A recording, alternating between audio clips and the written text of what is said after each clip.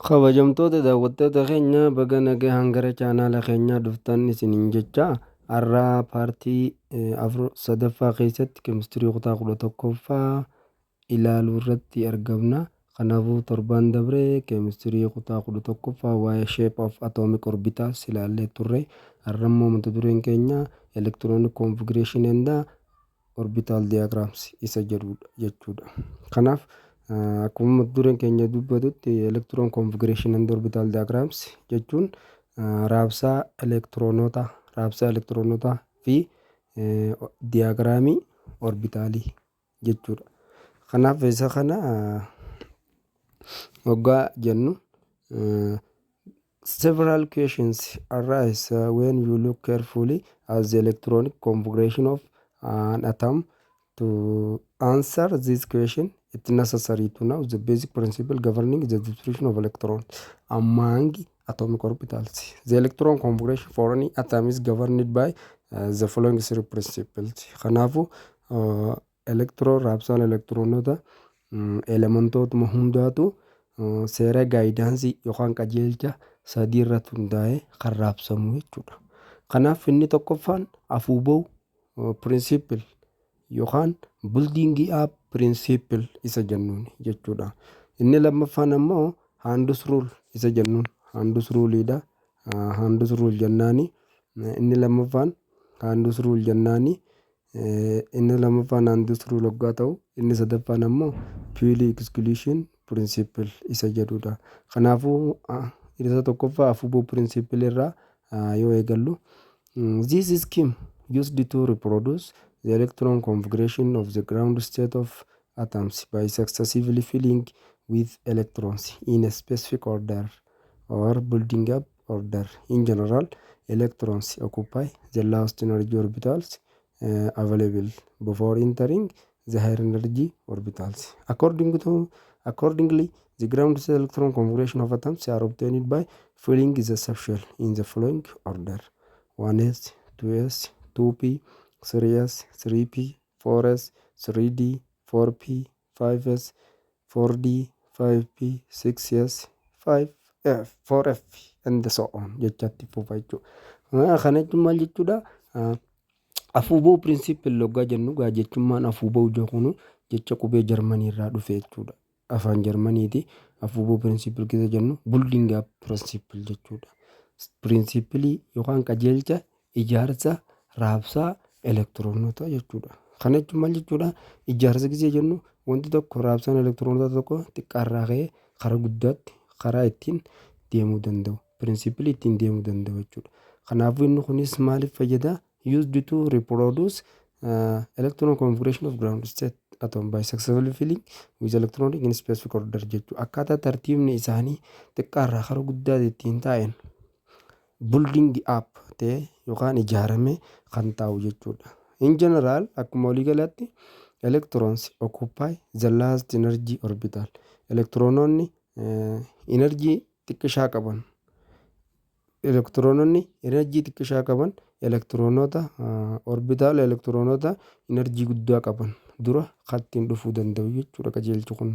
Haaluma kanaan ground state electron configuration yookaan ammoo raabsaan elektiroonota ground state atomota haala kanaan ta'a jechuudha. Kanaafuu innis 1s, 2s, 2p, 3s, 3p, 4s, 3d, 4p, 5s, 4d, 5p, 6s, 4f jechaati kan itti fufu ta'a jechuudha. Kanaaf akkamitti yookaan orderiin kun bahuu danda'a kan jedhu isa kana yoo ilaaltan isa kanatti xiyyaa qabu kana yoo ilaalle 1s, 2s, 3s jenne karaan xiyyaa mataan kun kan nu agarsiisu eessarraa akka deemnu jechuudha. Achi as deemna jechuudha. Gamasirraa akkanas deemna gamanas jaana jechuudha.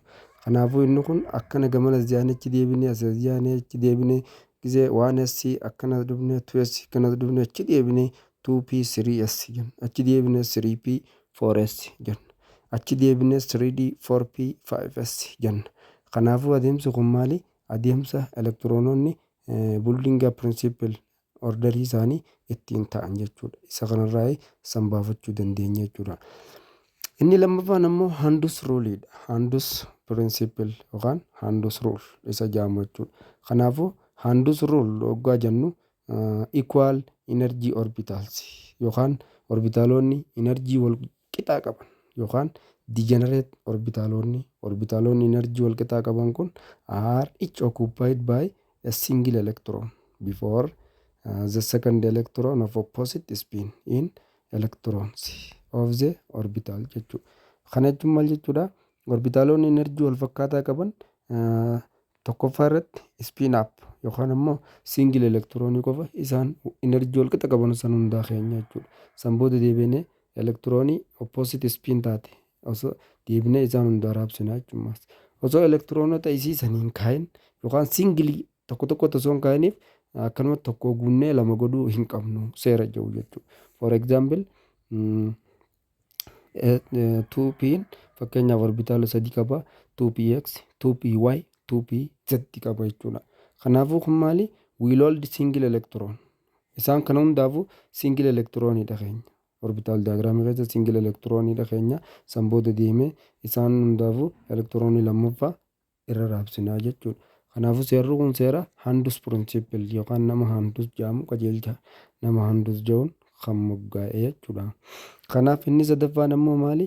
Fuel exclusion principle. Fuel exclusion principle, Pauli exclusion principle seerri jedhu no two electrons can have the same four quantum numbers. That means they must differ in at least one of the four quantum number. Kanaafuu elektiroonii lama lakkoofsa quantum numberii wal fakkaataa qabaachuu hin dandeessu. Lakkoofsa quantum numberii afranuu wal fakkaataa qabaachuu hin dandeessu. Yoo xiqqaate tokko keessa addata. Kana gisee jennu maali? Fakkeenyaaf if n yookaan principal quantum number, azimuthal quantum number, magnetic quantum number of one electron are the same, the magnetic, the spin quantum number must be definite different jechuudha. Kana jechuudha yoo kam xiqqaate jara sadii yoo walqixa inni LML yoo walqixa MS ammoo maali? Isaan sanirraa adda kan ittiin ta'u jechuudha. Kanaafuu seerri kun Fuel exclusion principle jenna jechuudha. Inni biraa ammoo maali? Takka tuqaa torba takka ground state electronic configuration of the element. Ground state electronic configuration of the element ida the electron configuration kanaafuu maali? Electronic ground state electronic configuration of the element ida the electronic configuration of an atom. Electronic configuration of an atom describe the distribution of the electron among atomic orbital jechuudha. Kanaafuu raabsaan elektronota kanattiin ibsamuu danda'u maali? Raabsama elektronota orbitaala isaan keessatti qaban jechuudha. Kanaaf in the atom jechuudha. Kanaafuu two general method are used to denote electron configuration. Two general method are used to denote among electron configuration. Inni tokkoffaan fakkeenyaaf electron configuration kana keessatti walumaa galatti waa lamaatu jira jechuudha. Waa lamaa jira. Inni tokkoffaan maali? The subshell yookaan sublevel, the subshell or sublevel. Kanaaf inni tokkoffaan maali? The subshell or sublevel notation use the number to designate principal energy and principal energy level and the letter SPD and F to identify the sub level jechuudha. Inni tokkoffaan maali? Adeemsi inni tokkoffaan jennu subshell yookaan principal energy levelidha. Fi sub level yookaan leetaroota SPDF jennu kana jechuudha. Warra identify sub level addaan godhanii jechuudha. Inni lammaffaan ammoo the superscript number. Superscript yookaan lakkoofsa elektiroonii mataa leetarii yookaan qubee gubbaa taa'u san jechuudha. Kanaafuu gisee isa kana ibsinu maal jennaani? N the designated subshell or the designation can be written as NL superscript E jenna jechuudha. Kanaafuu N kun principal energy level yommuu bakka bu'u L kun azimuthal quantum number or a letter which is described to the subshell jechuudha. Subshellii leetariin san S demo P demo T demo F dha kan jedhamu murteessa jechuudha. Iin gubbaarra teessu san maali? Elektirooniidha jechuudha. Number of electron jechuudha. For instance fakkeenyaaf the ground state electron configuration of hydrogen Z is equal to 1 or an element which have Z or atomic number is equal to 1 katee maali? 1s1 jenna jechuudha. 1s1 jennaan jechuudha. 1s1 jenna. Kanaaf maali? Activity 1.15 activity takka tuqaa takka 5 yoo ilaalle fakkeenyaaf form a group and discuss the reason why the notation NLE does not include electron spin quantum number jedha. Fakkeenyaaf maaliif quantum numberii 4 qabna. Quantum numberii 4 kana keessaa immoo maaliif principal quantum numberii azimuthal quantum numberumaa fi magnetic yookaan number of electron yookaan number of orbital isaan san qofa maaliif fayyadamna? Maaliif spin quantum numberii maaliif hin hammanne itti gaafintuun jechuudha. Kana jechuun maal jechuudha? For example the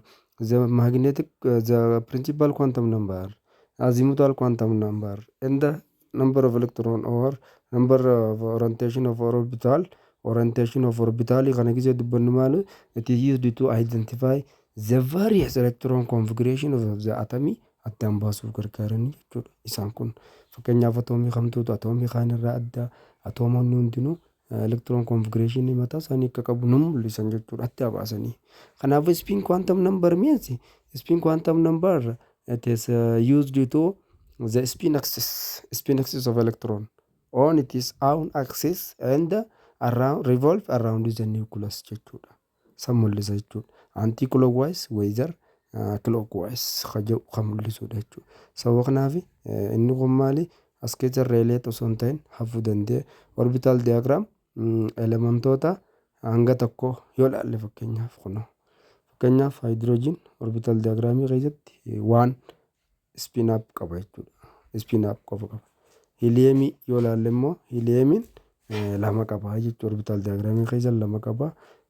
Lithium yoo ilaalle innis akkasitti keenya F2p keessa duwwaadha jechuudha. Kanaaf gabaabumatti keenya mata dureen keenya irraa asumarratti dhaabna. Torban yookaan immoo mata dureetti aanu yookaan marsaatti aantu keessatti waa'ee electron configuration and the periodic table of an element kajau isinii dhiyeessina. Gamanumaan chaanala keenya like share subscribe godhaa. Nagaatti isiniin jechuu barbaada.